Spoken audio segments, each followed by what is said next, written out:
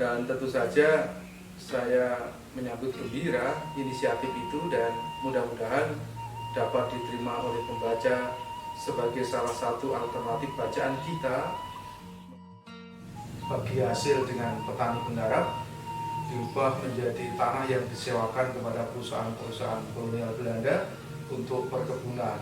Ada tebu, perubahan yang cukup signifikan yaitu perubahan dari bertanam, bercocok tanam bagi hasil dari tanah-tanah milik kerajaan, milik keraton, milik para pembesar keraton yang berupa tanah-tanah palungguh di dalam pengertian bagi hasil. Kemudian karena disewakan itu lalu berubah menjadi upah. Tetapi upah selalu tertinggal dari pencukupan kebutuhan hidup mereka, sehingga dengan demikian mereka harus belanja untuk makannya itu dari upah yang diterimanya, bukan lagi memetik pangan dari hasil garap tanah pertanian yang dia garap. Nah, kami masyarakatan dalam basis-basis yang terkecil, sehingga dengan demikian birokrasi tidak lagi terkait hanya pelayanan pemerintahan, tetapi juga birokrasi yang terkait dengan perusahaan menyedot hasil bumi tebu dan juga menyedot tenaga kerja yang harus menjadi buruh di situ, kuli kenceng dan kuli kendur. Nah, ini dampak ekonomi di tingkat rakyat pada waktu itu serta-merta menjadi komoditas. Nah, ketika tebu dan menjadi gula sangat komoditas, bahkan tebu menjadi produk ekspor yang luar biasa di Jawa seperti itu. Sehingga secara kerakyatan, basis di rakyat memang pengaruhnya berbeda dengan pemilik tanah atau penguasa atas tanah atau orang-orang yang diberi hak atas tanah. Menggarap tanah bagi hasil, tentu struktur ekonominya menjadi sangat berbeda. Oleh karena itu, saya coba tulis dalam kembang tebu. Kembang tebu dalam pengertian kembang tebu itu sendiri merupakan struktur bunga yang sedemikian ringkih, karena kembang tebu itu seperti satuan-satuan serbuk yang ketika sudah mengering begitu menggarap, rakyat biasa hanya menerima deburan, tebaran, serbuk-serbuk kembang tebu yang terbawa angin itu. Tidak pernah rakyat itu, terutama petani penggarap, ikut menerima secara nyata manisnya batang tebu. Belum lagi atau utang piutang atau katakanlah semacam kredit kepada semua orang atau rentenir yang bekerja sama dengan oknum-oknum yang ada dijerat oleh utang-utang yang melilit mereka. Di tengah situasi seperti itulah saya ingin mencoba menggambarkan bagaimana suasana hati para buruh penggarap perkebunan itu yang semula adalah petani penggarap. Inti persoalan saja kalau terhembus angin akan menjadi nyala dan mudah membakar. Tapi sebenarnya ada dua hal yang ingin saya sampaikan di situ. Pelik munggeng rapak itu kalau dalam peribahasa nasional kan mungkin api dalam sekam. Tapi intinya adalah permasalahan terbakar. Tetapi tentu saja terbakar itu tidak dalam wujud hanya dalam wujud pemberontakan, tapi juga di dalam Anda bisa saksikan juga tahun-tahun itulah tahun yang memicu kesadaran kebangsaan dan menjadi gerakan kebangsaan melalui organisasi-organisasi. Mulai 1900-an muncul kemudian gerakan kebangsaan, sehingga dengan demikian situasi rakyat pada tahun-tahun sebelum 1900-an itu menjadi modal utama untuk adanya argumen atau alasan untuk menggerakkan anak-anak bangsa melalui gerakan kebangsaan membangun pergerakan nasional menuju kemerdekaan, bahkan pada periode-periode lanjut dari memberi inspirasi kisah lanjut dari kembang tebu ini sebagaimana harapan penerbit akan ada kisah lanjutnya bagaimana perjuangan rakyat selanjutnya ketika perusahaan-perusahaan perkebunan itu bangkrut pada tahun 30-an dan berubah menjadi nyala pergerakan kebangsaan menuju kemerdekaan Republik Indonesia. Cak Kandar yang telah memberi kesempatan pada saya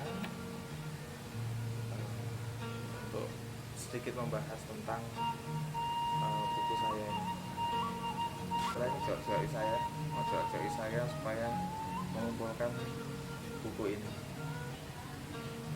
Mengumpulkan buku ini sebagai dokumentasi.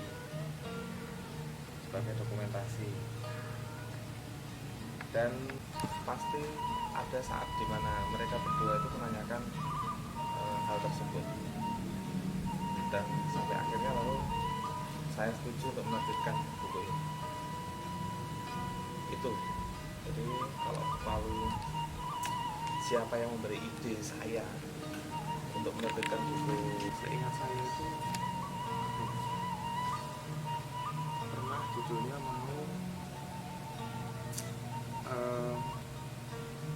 Sajak Gelisah Buat Kekasih, itu pernah juga mau saya beri judul 1997 sampai 2018. Itu juga saya ternyata tidak produktif, tapi untuk sebuah buku puisi itu jadi cukup tebal, 100 halaman lebih gitu.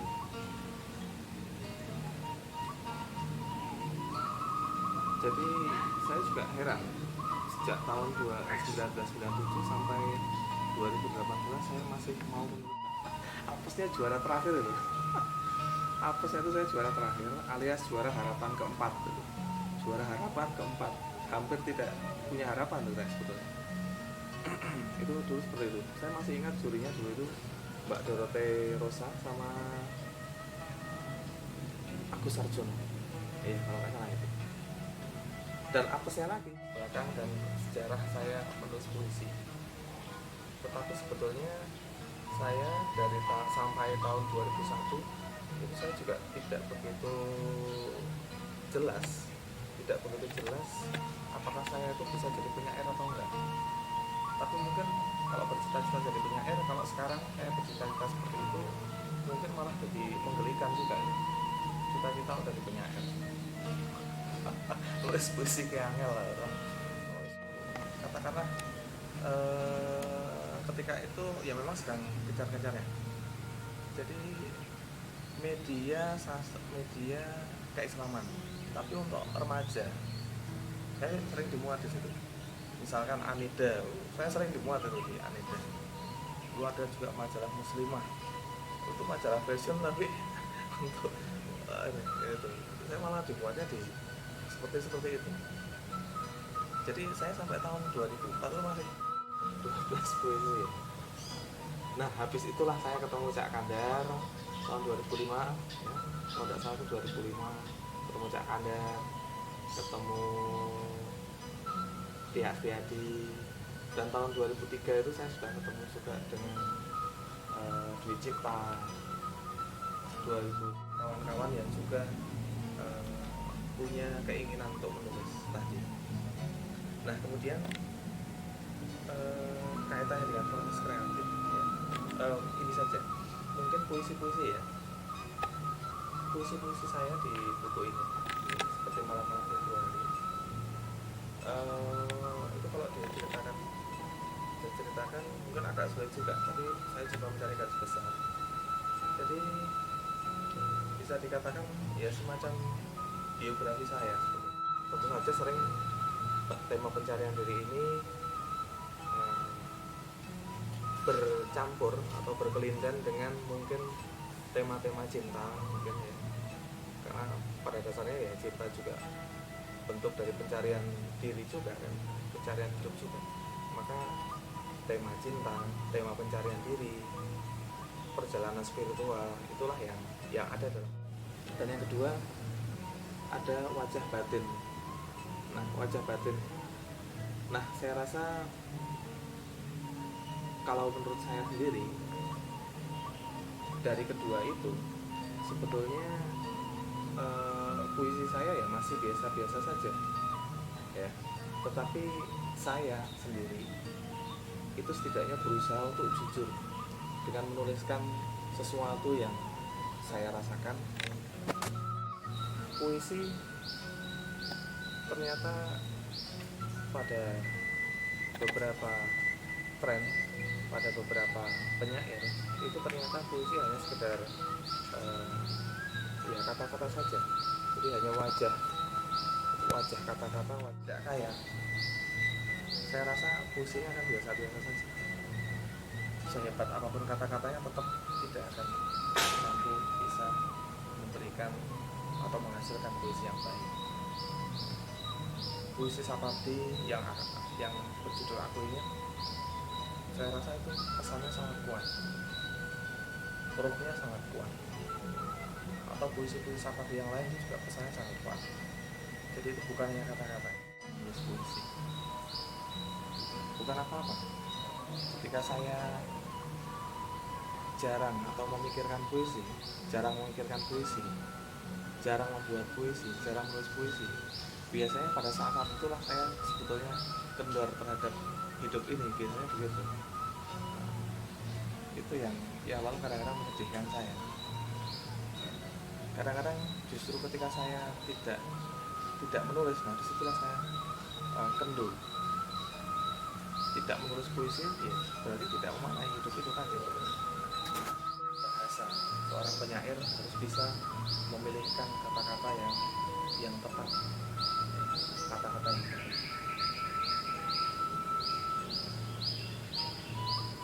Saya harap itu saja ya. Jadi saya tidak punya harapan yang banyak. Harapan saya adalah saya masih bisa menulis puisi, seperti juga orang-orang yang saya kagumi sampai tua dan meninggal.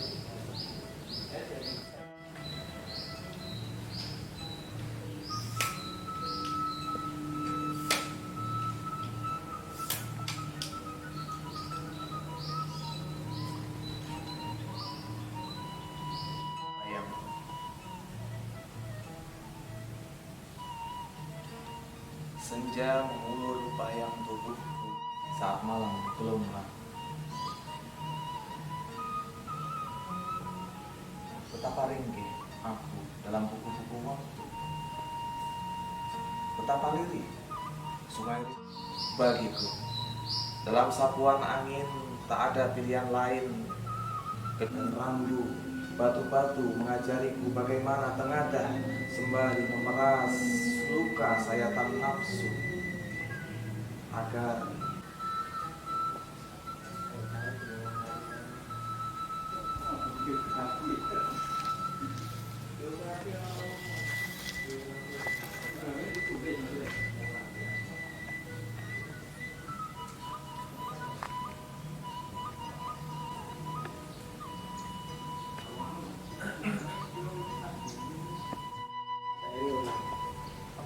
tapi menurutku ya meskipun apa jenis lebih ke gaya-gayanya apa yang Sapabdi ya